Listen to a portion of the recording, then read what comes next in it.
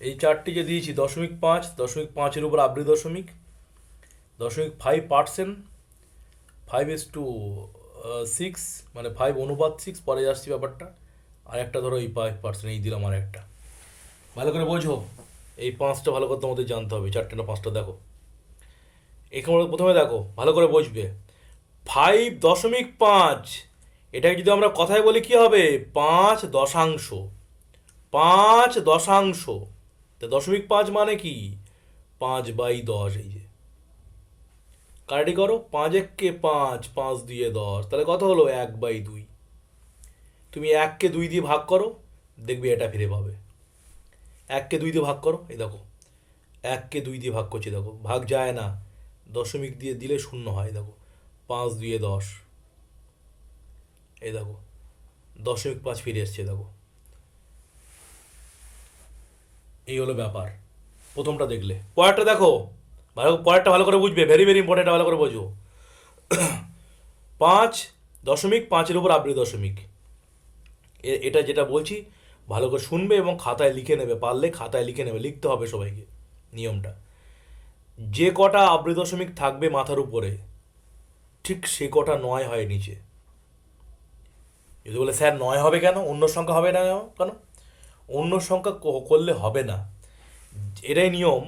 এর মাথা এই শুধু এটাই জেনে রাখো এখন, এটাই নিয়ম। পরে ডিটেলস পরে বলবো অন্য ক্লাসে আবৃত শেখানোর সময়, বা এটাই মনে রাখলেই হবে, অন্য কিছু জানতে হবে না। যে কটা আবৃত দশমিক থাকবে মাথার উপরে, এখানে একটা আছে, তাহলে এখানে নিচে একটা নয় হবে। যদি আর একটা সংখ্যা দিয়ে মাথায় আরেকটা আবৃত দশমিক থাকতো, তাহলে দুটো নয় হতো। এখন স্যার আপনি প্রমাণ করে দেখান, প্রমাণ করে দেখান নয় কেন হবে। প্রমাণ হচ্ছে দেখো, তুমি তুমি 5কে 9 দিয়ে ভাগ করো, দেখবে এটাই হবে, এটাই তোমার প্রমাণ। দেখো 5কে 9 দিয়ে ভাগ করো, এই দেখো 5কে 9 দিয়ে ভাগ করছি, দেখো ভাগ যায় না, দশমিক দিয়ে শূন্য, এই দেখো। বলো কত দিয়ে যাবে? 5 9 45। 45। আবার দেখো 5 নামবে, ভাগ যায় না, দশমিকের জন্য শূন্য, এই দেখো 5 9 45। আবার যখন ভাগ যায় না, দশমিকের জন্য শূন্য, 5 9 45। তাহলে বোঝো প্রমাণ হলো কি না। তুমি যে কোনো অঙ্ক করো না, তুই আবৃত দশমিক আগে যেগুলো দিয়েছি দেখবে সব একই হবে। তাহলে মনে রাখতে হবে, যে কটা আবৃত দশমিক মাথায় হবে, নিচে সে কটা নয় হবে। তাহলে এটার মানে হচ্ছে 5/9। ক্লিয়ার? মাথা যেন ঠিক থাকে।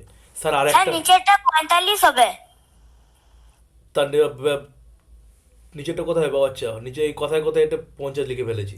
তা যাও, ভেরি সরি, ঠিক করে নাও, এটা 45। তাহলে আবার 5 নামবে, ভাগ মিলবে না। তাহলে যেটা বলছি ভালো করে দেখো, ধরো যদি এরকম থাকে, ভালো করে বোঝো, 3-এর উপর এই যে আবৃত দশমিক, বা 11-এর উপরে ধরো এই দুটো আবৃত দশমিক, তাহলে এটার মানে কি জানো? এটার মানে হচ্ছে, বলো, 3/9। কাটি করো, এই যে 1/3। তুমি এটা ভাগ করো, দেখবে এটাই হবে। আবার এটার মানে কি? এ দেখো 11/2 9 99। কাটি করো,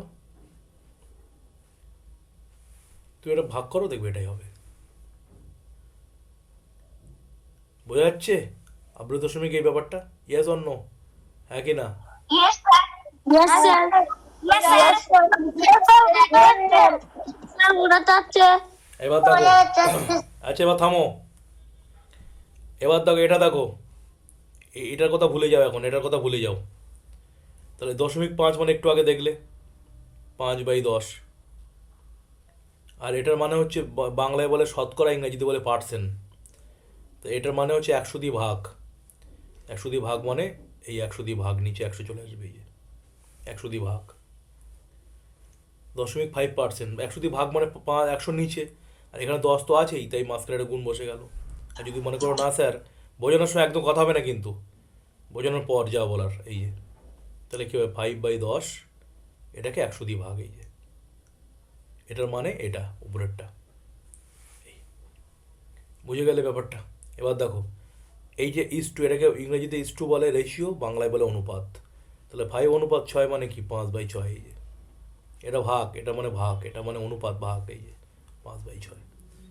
এখানে দেখো, এখানে কোনো দশমিক নেই, 5 শতকরা 5, এই যে তার মানে 5/100। আর ওখানে এই দশমিক ছিল বলে নিচে আলাদা একটা 10 চলে এসেছিলো আগের অঙ্কটায়, একটু আগে যেটা বোঝালাম। তাহলে ব্যাপারটা বোঝা গেছে, এত কাণ্ড যেটা বোঝানো হলো, yes or no? Yes, sir. Yes, sir. Yes, sir. বোঝা গেছে।